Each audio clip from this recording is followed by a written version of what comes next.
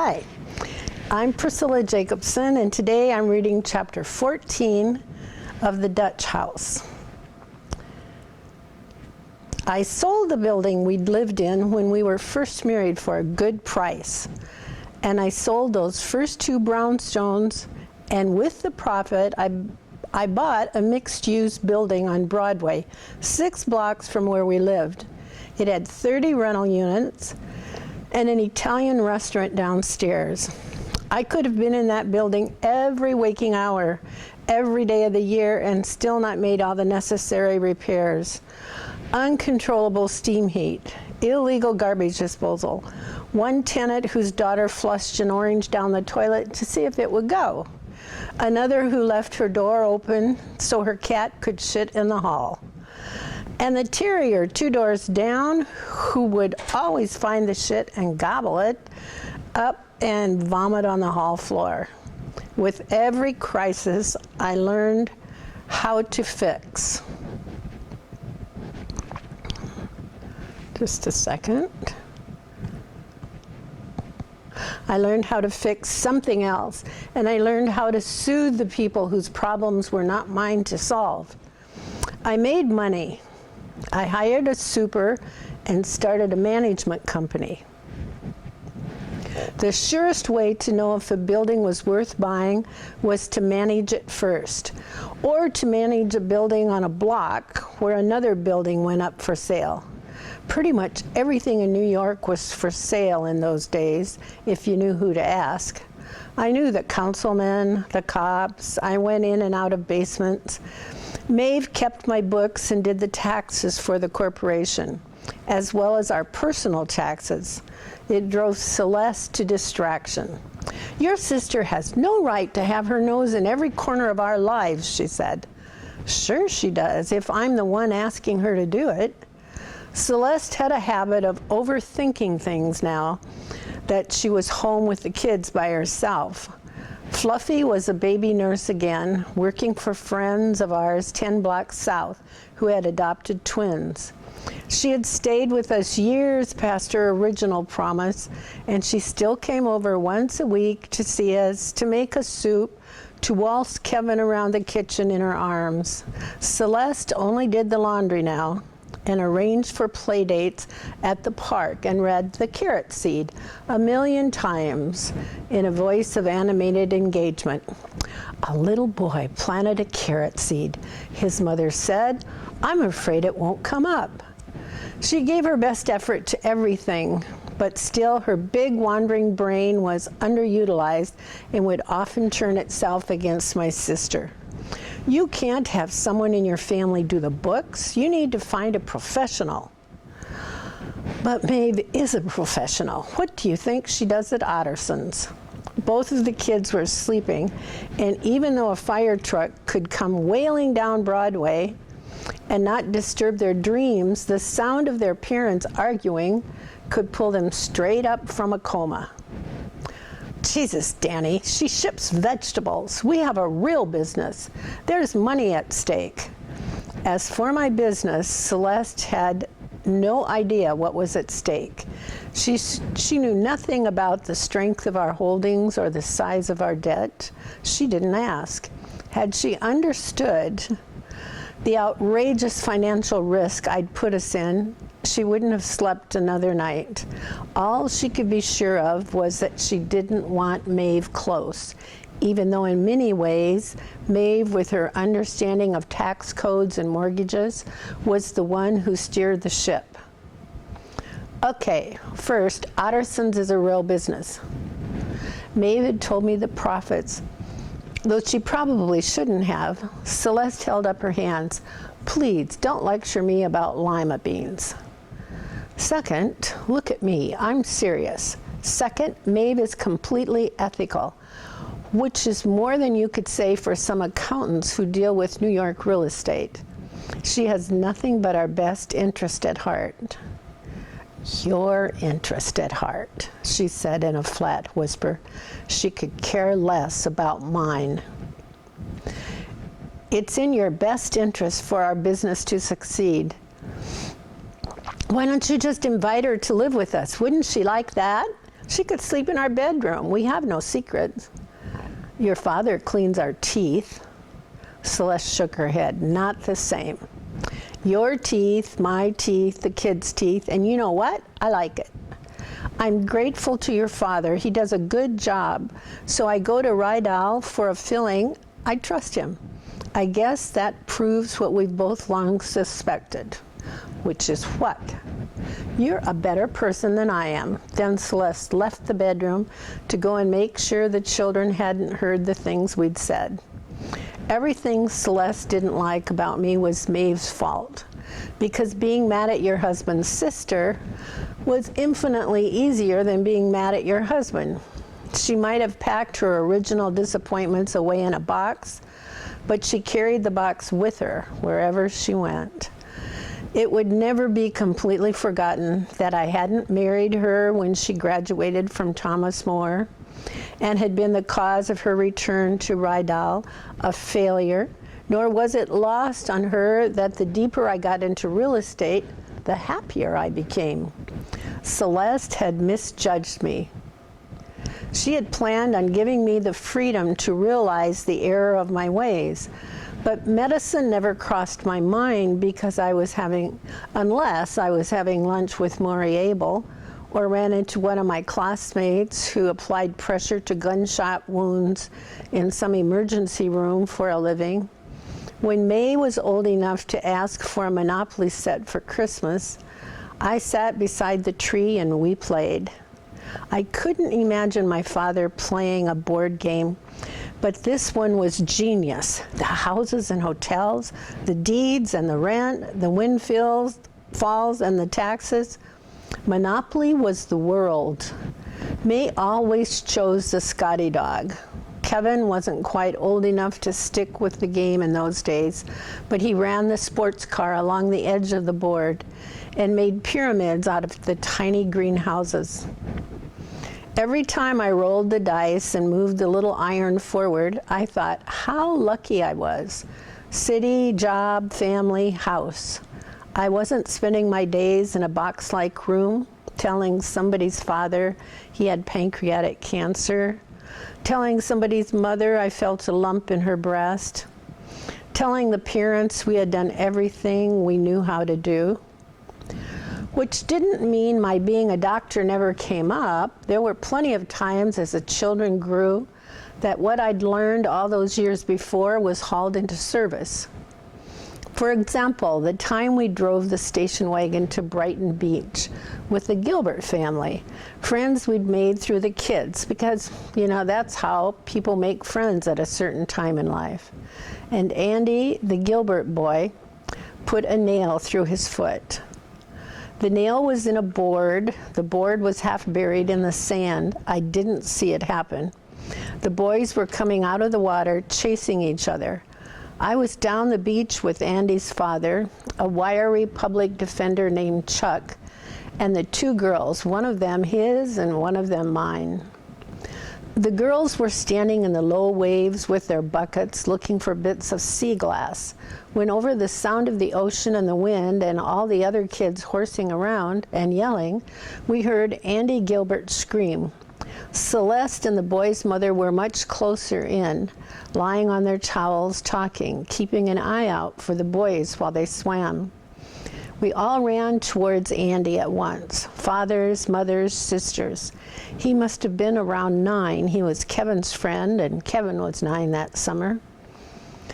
The boy's mother, a beautiful woman with straight brown hair and a red two-piece, I'm sorry to say I remember that fact while forgetting her name, was reaching down for her son's foot without any idea of what she was going to do about it. When Celeste put a hand on her shoulder and said, "No, let Danny." The woman, the other mother, looked at my wife and then at me, no doubt wondering what I knew about taking nails out of people's feet. We had just reached them when our son Kevin said to his screaming, crucified friend, "It's okay, my dad's sort of a doctor."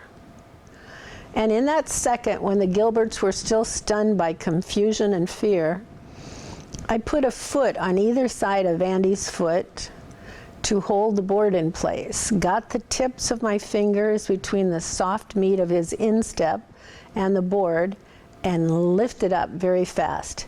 He screamed, of course. Of course he screamed, but there wasn't too much blood, and at least he hadn't sliced an artery. I picked him up, howling and shivering in the heat, slick from the ocean, and started walking to the car in the blinding afternoon sun, while the rest of the group scrambled to gather up our day at the beach. Chuck Gilbert came behind me, picking up the board to keep some other child from making the same mistake. Or maybe it was the lawyer's impulse towards the collection of evidence, as my impulse had been removal of the nail. That night at the dinner table, May could not stop telling us the story of our day. I had thought we should drive back into the city and go to the hospital there, but the Gilberts were worried about getting stuck in traffic. So we wound up in an emergency room in Brooklyn, all of us sitting there, tired, gritty with sand. The ER doctor gave Andy a tetanus shot and cleaned his foot, x-rayed and wrapped it. In our hasty departure from Brighton Beach, Mrs. Gilbert had left her cover-up behind, and so had to sit in the waiting room, then talking to the doctor in her red swimsuit top with a towel wrapped around her waist. May told us all of this as if she were bringing back news from a foreign land. I doubt the Gilberts, whom we had dropped off at their apartment on the east side, would have appreciated her relentless reenactment. Having started her story in the middle, sea glass, scream, she doubled back to the beginning upon reaching the end. She then told us about our ride out to the beach, what each of us had for lunch, how the boys had gone right in to swim even though they weren't supposed to so soon. She told us how she and Pip, who was Andy's sister and May's friend, had gone with me and Mr. Gilbert. Pip had just found a shell, May said darkly, when we heard the first scream. Enough, her mother said finally. We were there. Celeste was handing around a plate of cold chicken. She'd gotten too much sun and her pale skin had burned to a dark red, her shoulders and chest, her face. I could practically feel the heat coming off of her. All of us were tired. You didn't ask Andy if you could touch his foot, May said to me, undeterred. You didn't even ask his parents. Don't you have to ask first? I smiled at her, my beautiful black-haired girl. Nope. Did they teach you how to do that in medical school? Kevin asked. Neither of the children had sunburns. Celeste had been careful with them and not herself. Sure, I said, aware of the first time, how glad I was that it hadn't been my son's foot pinned to the sand. One semester, there's a class on pulling boys' feet off of nails at beaches. And the next semester, you learn how to save people who've choked on fish bones. What medical school had taught me was how to be decisive. Identify the problem, weigh the options, and act all at the same time. But then real estate had taught me the same thing. I could have pulled Gilbert's foot off the nail without a single day of anatomy. You shouldn't make light of it, my wife said. You knew what to do. May and Kevin stopped. Kevin held an ear of corn in one hand. May put down her fork. We were waiting for her to say it. We looked at Celeste and waited. She shook her head, her curls made somehow lighter after a single afternoon in the sun. Well, it's true. You're a doctor, May said, leaning forward and leveling her eyes at me. You should be a doctor. May could do all of us, but she'd made her impersonation of Celeste into high art.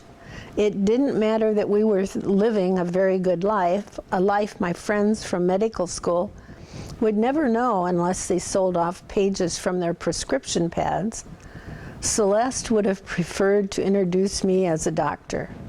My husband, Dr. Conroy. In fact, she used to do it. Despite my request, Despite my request, she knocked it off.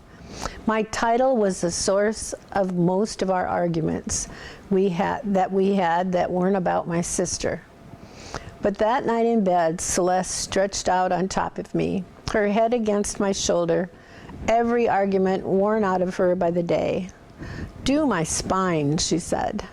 She hadn't taken her shower yet, and she still smelled like the ocean, like the wind coming over Brighton Beach. I reached my fingers beneath her hair and felt the base of her skull. Atlas, axis, first cervical vertebrae. I pressed each one like a piano key. Touch and then release, counting all 7. Thoracic, you've got to do a better job with the sunscreen. Hush, don't ruin it. Thoracic, I counted out the 12, and then I got to the lumbar. I rubbed deep circles in her lower back until she made soft call-like sounds. "Do you remember?" she asked. Of course I remember. I loved the weight of her spread across me, the terrible heat coming off her skin. All those years I helped you study. All those years you kept me from studying. I kissed the top of her head. "You were a great doctor," she whispered. "I was no such thing," I said, but she raised her face to mine all the same. Years and years after medical school was behind me, when some buildings I had bought and sold had turned enough of a profit to pay off our house and shore up our savings, I became fixated on the impossible notion of fairness. So much time and money had been wasted on my education, while nothing had come to Maeve. There was already a trust in place for May and Kevin, so why shouldn't Maeve go to law school, business school? It wasn't too late for that. She had always been the smart one after all, and whatever she decided to study, she could be a huge help to me. "I'm already a huge help to you," she said. "I don't need a law degree for that." "Get a degree in mathematics then. I'm the last person to tell you to study something you're not interested in. I just don't want to see you give your entire life to Otterson's." She was quiet for a minute. She was trying to decide whether or not she wanted to get into it. "Why does my job bother you so much?" "Because it's beneath you." Everything in me leapt to tell her what she already knew. "Because it's the job you got the summer you came home from college. You're 48 and you're still doing it. You were always pushing me to make more of myself. Why not let me return the favor?" The madder Maeve got, the more thoughtful she became. In this way, she reminded me of our father. Every word she spoke came individually wrapped. "If this is my punishment for sending you to medical school, fine, I accept that. I wasn't pushing you to make more of yourself anyway. I think you know that. But if you're saying you're interested in my livelihood, then let me tell you, I like what I do. I like the people I work with. I like this company I've helped to grow.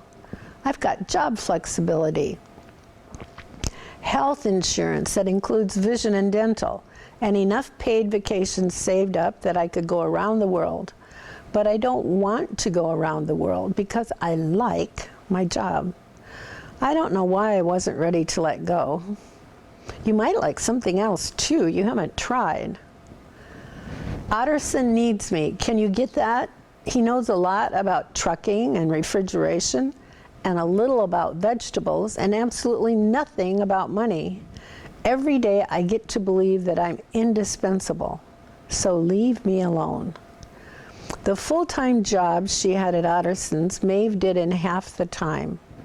At this point, Otterson didn't care whether she did her work or how much, didn't care where she did her work or how much time she spent on it. She always got it done. She gave her title of Chief Financial Officer. He gave her that title, though I couldn't imagine the company needed a CFO. She did the books for my business on the side and never gave it anything less than her full attention. Maeve's eye was on the sparrow. If a light bulb burned out in the lobby of a building I owned, she wanted a record of its replacement. Once a week, I mailed her a folder of receipts, bills, rent checks. She made note of everything in a ledger that was not unlike the one our father kept. We banked in Jenkintown, and Maeve's name was on all the accounts.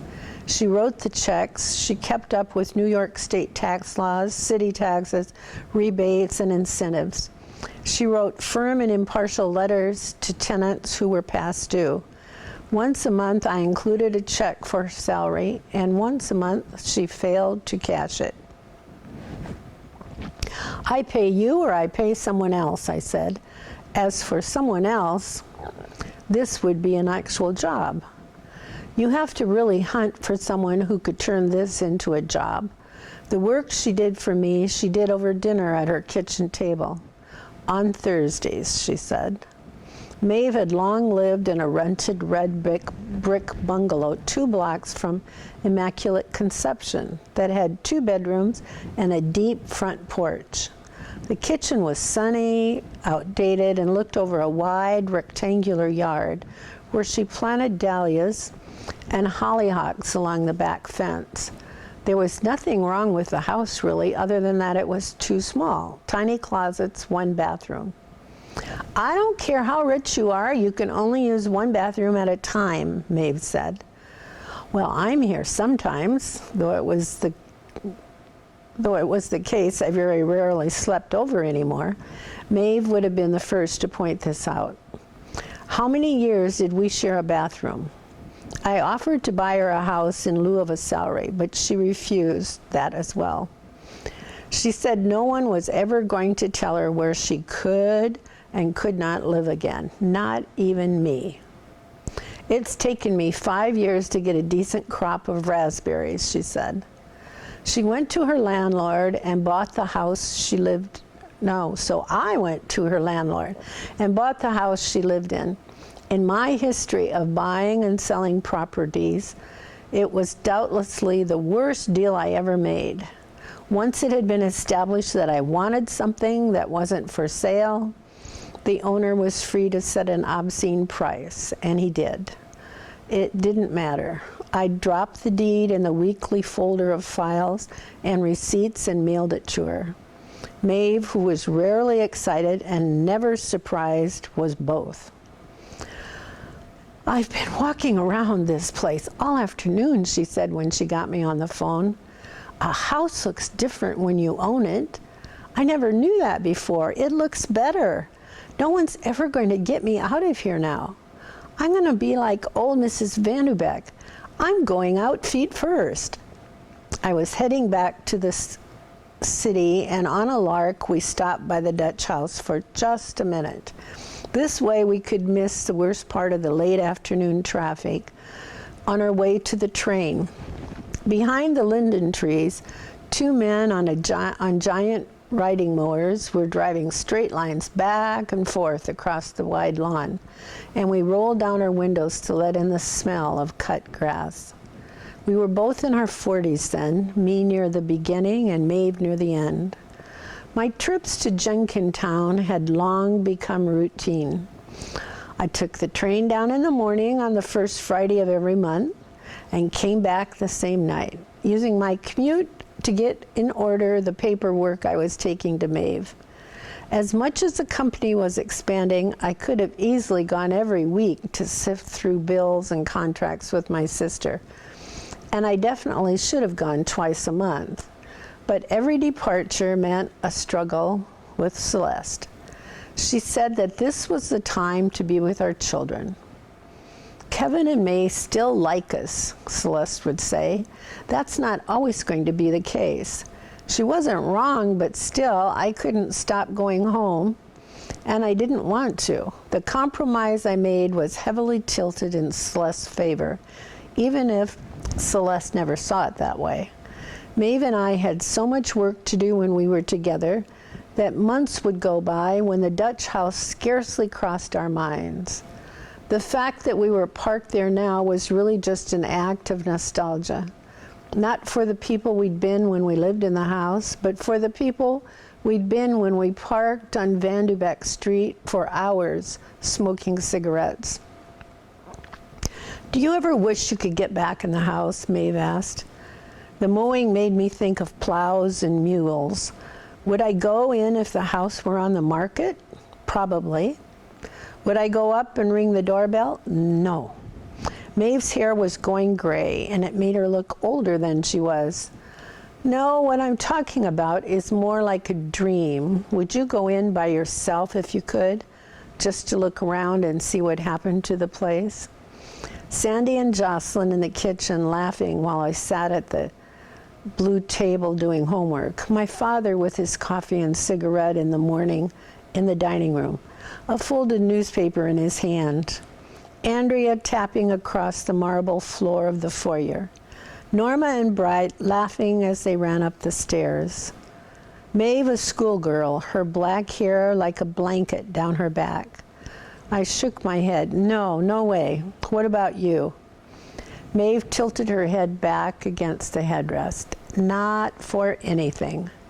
I think it would kill me if you want to know the truth. Well, I'm glad you won't be invited back then.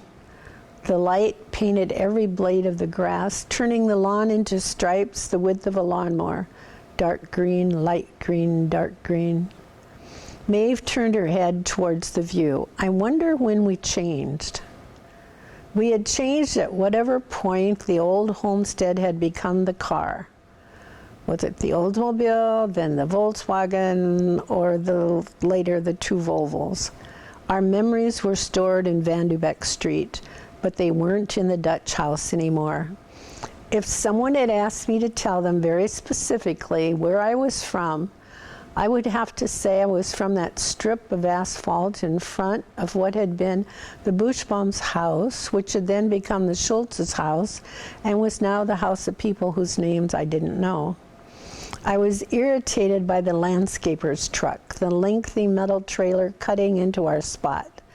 I wouldn't have bought a house on that street, but if the street itself was for sale, it would have been mine.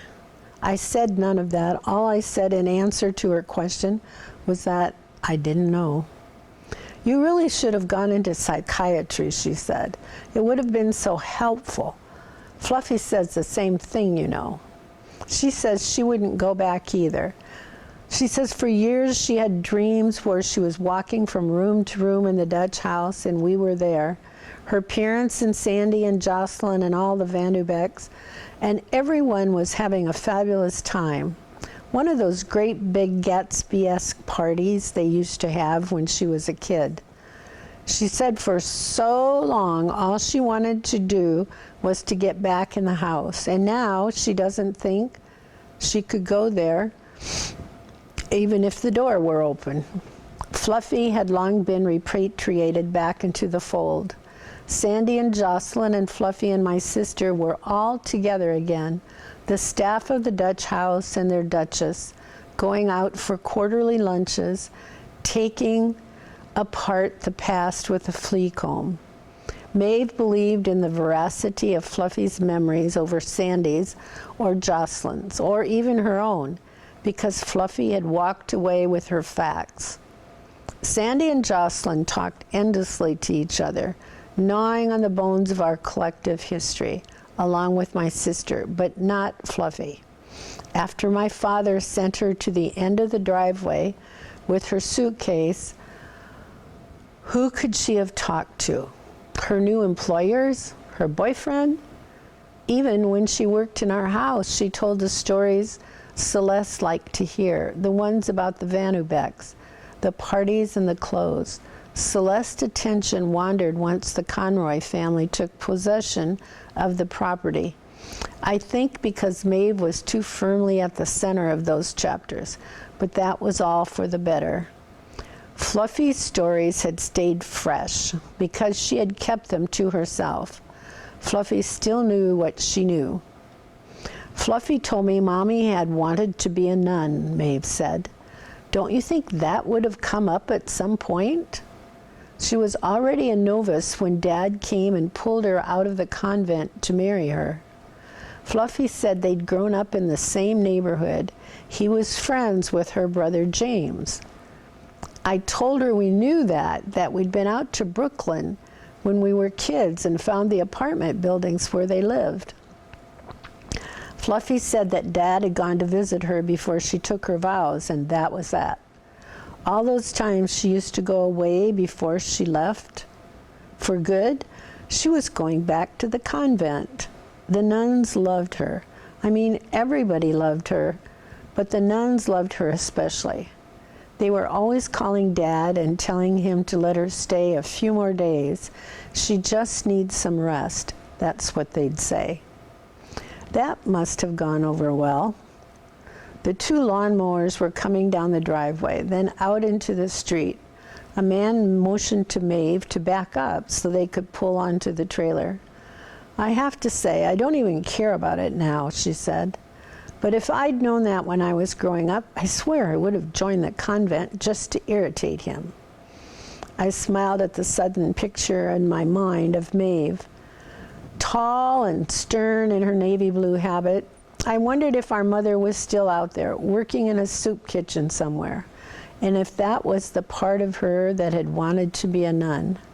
I should have told Maeve that story years ago when it happened, but I never had. The problem was compounded by the realization that I had waited too long. I'm sure that would have gotten his attention. Yeah, Maeve started the car and put it in reverse. That probably would have been the thing to do. Jesus, Celeste said later, when I was trying to tell her story, it's like you're Hansel and Gretel. You just keep walking through the dark woods holding hands no matter how old you get. Don't you ever get tired of reminiscing? I would go through long periods of my life in which I took a private vow to tell my wife nothing about my sister, to comment only on the weather in Jenkintown or the train ride home and leave it at that. But that strategy enraged Celeste, who said I was shutting her out. So then I would reverse myself, deciding she was right. Married couples told each other what was going on. No good came of secrets. In those periods, I answered her honestly when she asked me how my trip to Jenkintown was or what was going on with my sister. It never made any difference what I said. My answers, however benign, ignited her. She's nearly 50 years old. Is she really still thinking she's going to get her mother back? She's going to get her house back? That's not what I said. I said she told me our mother had wanted to join the convent when she was young. I thought, well, it was an interesting story, period. Celeste wasn't listening. Where Maeve was concerned, she didn't listen. At what point do you say to her, okay, it was an awful childhood. It's a terrible thing to be rich and then not be rich. But now everybody has to grow up. I refrained from pointing out the things Celeste already knew, that her own parents were alive and well, still in the Norcross Foursquare in Rydell, still nursing the pain of having lost a succession of noble Labrador retrievers over the course of their long marriage, one of whom years before had darted out the front gate and was hit by a car in the springtime of her youth. They were good people, Celeste people, and good things had happened to them. I wouldn't have wished it any other way. What I didn't appreciate was that Celeste took such issue with Maeve not coming into the city, when Maeve coming to be with us was the last thing she wanted. She's too busy with her important job in frozen vegetables to come here for the day. She expects you to drop everything, your business, your family, and run to her when she calls. I'm not going out there to cut her lawn. She does all this work that she doesn't charge us for. Going out there seems like the least I could do. Every single time? What was never said but was perfectly clear was that Maeve had no husband, no children, so her time was less valuable. You should be careful what you wish for, I said. I can't imagine you'd be happier if Maeve came here once a month. And while I was sure we were careening towards a full-on argument, this sentence stopped Celeste cold. She put her face in her hands and then started to laugh. My God, she said, you're right. Go to Jenkintown. I don't know what I'm saying. Maeve didn't have to give me a reason why she hated New York. Traffic, garbage, crowding, incessant noise, the omnipresent visible poverty. She could have her pick. When I finally asked her after many years of wondering, she looked at me like she couldn't believe I didn't know. What? Celeste, she said. You gave up the entire city of New York to avoid Celeste? Whatever other reason would there be? Whatever injustices Maeve and Celeste had committed against each other over the years had become abstractions. Their dislike for each other was a habit now. I could never help but think that had they met on their own, two women who had nothing to do with me, they would have liked each other very much. Certainly they had at first. They were smart and funny and fiercely loyal, my sister and my wife. They claimed to love me above all others, while never acknowledging the toll it took on me to watch them pick each other apart. I blamed them both. They could have avoided it now. The grudge could be set aside if they made the choice, but they didn't. They clung to their bitterness, both of them. Even if Maeve didn't come to the city as a rule, she recognized that rules came with exceptions. She was there for May's and Kevin's first communions, and every now and then she turned up for a birthday. She was happiest when the children came to see the Norcrosses. Maeve was always invited to the dinner. She would take Kevin home with her for the night and then to work with her in the morning. Kevin, who had no use for vegetables on his dinner plate, found them irresistible in frozen form. He couldn't get enough of the factory. He loved the order and the precision of giant steel machines as applied to little carrots. He loved the chill that permeated the place, the people wearing sweaters in July. He said it was because Mr. Ottosson's family was Swedish. Cold weather people, he said. He saw Mr. Otterson as the Willy Wonka of produce. Once he was satisfied by a day of watching peas being sealed into plastic bags, Maeve would return him to his grandparents, where he'd immediately call his mother and tell her how he wanted to work in vegetables. A day spent with May bore no resemblance to a day spent with Kevin. May wanted to go through photo albums with her aunt page by page, resting her finger beneath every chin and asking questions. Aunt Maeve, she'd say, were you really so young? May loved nothing more than to park in front of the Dutch house with her aunt, as if the pull to the past was an inherited condition. May insisted that she too had lived there when she was very young, too young to remember. She layered fluffy stories about parties and dancing onto her own memories of childhood. Sometimes she'd say she had lived above the garage with Fluffy, and together they drank the flat champagne. And other times she was a distant Vanubec relative, asleep in the glorious bedroom, with the window seat she'd heard so much about. She swore she remembered. One night, Maeve called her after my daughter was asleep in her guest room. When I told her the house had a swimming pool, she was indignant. It's so hot here, it must have been 100 today. And May said, I have every right to swim in that pool. What did you tell her? Maeve laughed. I told her the truth, poor little egg. I told her she has no rights at all. The end of the 14th chapter. Tomorrow, Joan Noblin, want to tell the viewers? Okay, and read 15 tomorrow?